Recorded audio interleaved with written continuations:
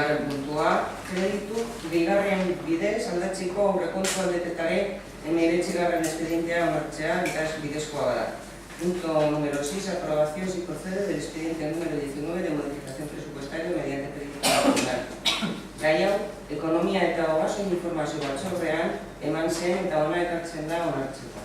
De este tema se dio cuenta en la Comisión Informativa de Economía y Hacienda y se trae al Pleno para su aprobación.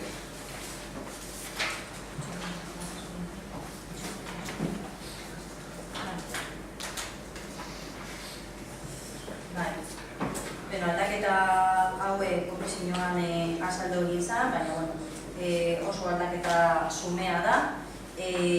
Musika eskola eta lorazainen kontratuen berrikuspena dela eta bi kontratu hauetan IPCA delako igoera aurten aurrekontu prorrogatuagaz gaudenez, aldaketa hori sartu behar dugu. Orduan guztira 6.030 eurotako aldaketa da.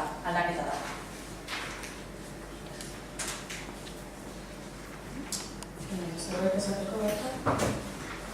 Interesa? Eta leire? Ez? Bale, euskatu dugu dugu.